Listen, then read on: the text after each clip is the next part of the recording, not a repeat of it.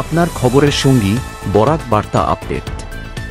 সঠিক খবর, সুনির্দিষ্ট বিশ্লেষণ এবং বরাকের প্রতিটি মুহূর্তের খবর সব এক জায়গায়। বরাক বার্তা আপডেটের পক্ষ থেকে আপনাদেরকে জানাই স্বাগতম। এখনকার বিশেষ খবরগুলি হল: এডিআরই এর চতুর্থ শ্রেণীর পদগুলির ফলাফল পরশু ঘোষণা করা হবে। মুখ্যমন্ত্রী হিমন্ত বিশ্ব শর্মা এই কথা জানিয়ে বলেন, সেদিন সকাল 10টার দিকে প্রার্থীরা সংশ্লিষ্ট ওয়েবসাইট থেকে ফলাফল জানতে পারবেন। তিনি আরও জানান, 15 থেকে 17 অক্টোবরের মধ্যে স্নাতকোত্তর শিক্ষকদের পদগুলির ফলাফলও ঘোষণা করা হবে। মুখ্যমন্ত্রীর কথায়, অক্টোবর মাসের মধ্যেই প্রায় 35,000 তরুণী সরকারি চাকরির সুযোগ পেতে চলেছেন। রাজ্য সরকার আগামী 5 বছরে 2 লক্ষেরও বেশি যুবতীকে চাকরিতে নিয়োগ দেওয়ার পরিকল্পনা গ্রহণ করেছে। মুখ্যমন্ত্রী ফেসবুক লাইভে বলেন, রাজ্যের বেকারত্ব সমস্যা সমাধানের লক্ষ্যে সরকার এই পদক্ষেপ নিচ্ছে। তিনি আরও জানান, নভেম্বরে পুলিশের বহু পদে নিয়োগের ব্যবস্থাও করা হবে। গায়ক জুবিন গার্গের মৃত্যুর ঘটনায় সাক্ষ্য দিতে আজ সিঙ্গাপুরের 3 জন প্রবাসী অসমিয়া অসম পুলিশের অপরাধ তদন্ত শাখা স্যাড এর দপ্তরে হাজির হন। পরীক্ষিত শর্মা, সিদ্ধার্থ বরা এবং জাওলাংসাত নার্জারি নামে এই 3 জনকে সিআইডি কর্মকর্তারা জিজ্ঞাসাবাদ করেন এবং পরে তাদের বক্তব্য কামরূপ মহানগর জেলার মুখ্য বিচারিক দণ্ডাধীশ আদালতে রেকর্ড করা হয়। জুবিন গার্গের সহযোগী কণ্ঠশিল্পী শতাব্দী বরারও আজ আদালতে সাক্ষ্য গ্রহণ করা হয়। উল্লেখযোগ্য যে, সিঙ্গাপুরে জুবিন গার্গের মৃত্যুর সময় ঘটনাস্থলে উপস্থিত থাকা এই 3 জন সহ মোট 11 জন প্রবাসী অসমিয়াকে পুলিশ নোটিশ দিয়েছিল। সেই নোটিশ মেনে কয়েকদিন আগে রূপকমল কলিতা নামে এক প্রবাসী অসমিয়া সিআইডির সামনে হাজির হয়ে নিজের বক্তব্য প্রদান করেছিলেন। উল্লেখযোগ্য যে, মুখ্যমন্ত্রী হিমন্ত বিশ্ব শর্মা গতরাতে ফেসবুক লাইভে বলেন, যারা এখনও সাক্ষ্য দিতে আসেননি সেই সিঙ্গাপুরে উপস্থিত প্রবাসী ব্যক্তিদের বিরুদ্ধে আইনি ব্যবস্থা নেওয়া হবে। তিনি তাঁদের স্বেচ্ছায় এসে তদন্ত প্রক্রিয়ায় সহযোগিতা করার আহ্বান জানান।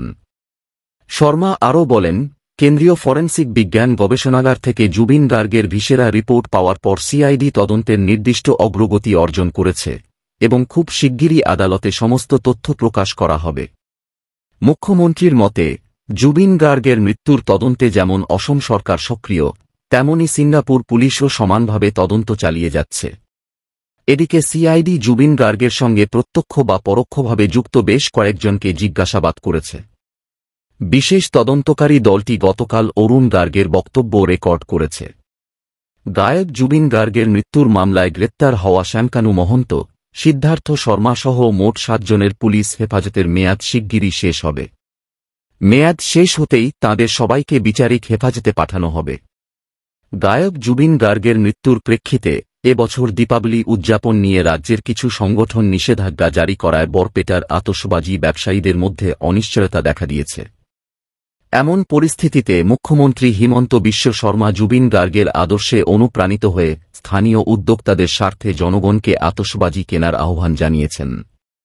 এই বিষয়ে বরপেটা আতশবাজি শিল্প সমিতির সভাপতি গোপজিৎ পাঠক বলেন, অকাল প্রয়াত শিল্পী জুবিন গার্গের প্রতি শ্রদ্ধা জানিয়ে আমরা এবছর শব্দবিহীন আতশবাজি তৈরি করেছি।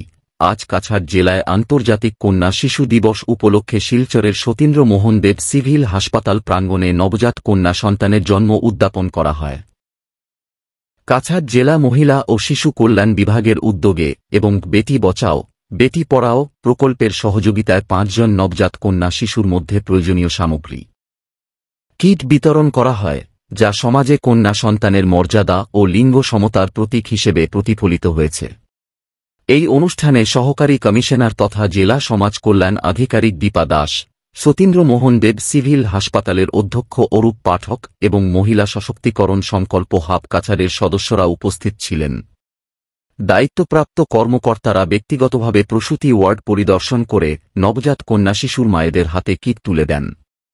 এক সংক্ষিপ্ত আলোচনায় সরকারি কর্মকর্তারা মায়েদের মিশন শক্তির অধীনে পরিচালিত বিভিন্ন নারী ও শিশু কল্যাণমূলক প্রকল্প সম্পর্কে অবহিত করেন।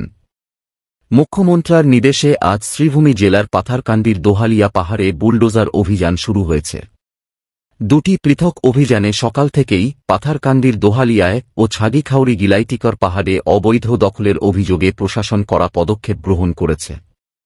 কিছুদিন পূর্বে সংশ্লিষ্ট ব্যক্তিদের জেলা প্রশাসনের পক্ষ থেকে উচ্ছেদ নোটিশ জারি করে জায়গা খালি করার নির্দেশ দেয়া হয়েছিল। এরই পরিপ্রেক্ষিতে সরকারি খাস জমিতে থাকা অবৈধ বাড়ি এবং ঘর গুঁড়িয়ে দেওয়া হয়েছে।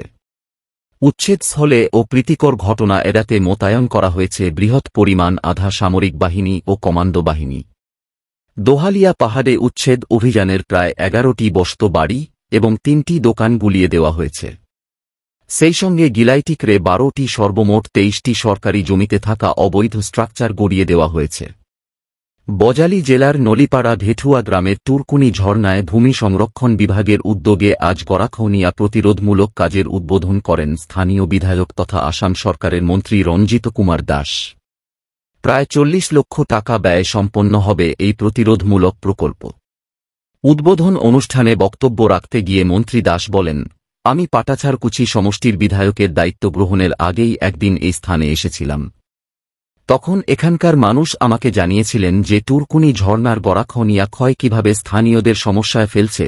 তিনি আরও জানান, বিশেষত প্রতিরোধের ব্যবস্থা না থাকার কারণে রাস্তা মাঝে মাঝে ভেঙে যায় এবং যাতায়াত ব্যাহত হয়।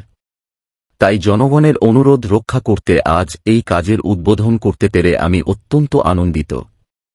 আজকের গড়াখনিয়া প্রতিরোধমূলক কাজের শুভারম্ভ অনুষ্ঠানে মন্ত্রীর সঙ্গে উপস্থিত ছিলেন বজালী জেলার আযুক্ত মৃদুল কুমার দাস, বরপেটা ভূমি সংরক্ষণ বিভাগের আঞ্চলিক আধিকারিক সিদ্ধার্থ শঙ্কর চলিহা, বজালী রাজস্ব চক্র আধিকারিক চন্দন বেজবরুয়া সহ সংশ্লিষ্ট বিভাগের কর্মকর্তারা ও বহু স্থানীয় বাসিন্দা।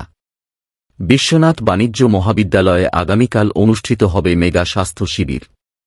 এ উপলক্ষে আজ বিকেলে বিশ্বনাথ জেলা আযুক্তের দপ্তরের সভাকক্ষে একটি সাংবাদিক সম্মেলনের আয়োজন করা হয়। জেলা স্বাস্থ্য বিভাগ সূত্রে জানা যায়, বিশ্বনাথ জেলায় আয়োজিত এই মেগা স্বাস্থ্য শিবিরের যাবতীয় প্রস্তুতি সম্পন্ন হয়েছে। সাংবাদিক সম্মেলনে উপস্থিত ছিলেন বিশ্বনাথের বিধায়ক প্রমোদ বরঠাকুর, জেলা আযুক্ত সীমান্ত কুমার দাস এবং জেলা যৌথ স্বাস্থ্য সেবা পরিচালক ডা. যোগেন চন্দ্র বেই। তাঁদের মতে এই মেগা স্বাস্থ্য শিবিরে 18 বছরের নিচের শিশু ও কিশোর কিশোরীদের হৃদযন্ত্র, স্নায়ুতন্ত্র, যকৃত, চোখ, হাড়, কৃত্রিম অঙ্গ ইত্যাদি মিলিয়ে 50-এরও বেশি ধরনের রোগের বিনামূল্যে পরীক্ষা করা হবে। এছাড়া রোগ শনাক্ত হলে পরবর্তী পর্যায়ে প্রয়োজনীয় চিকিৎসা সুবিধাও বিনামূল্যে প্রদান করা হবে।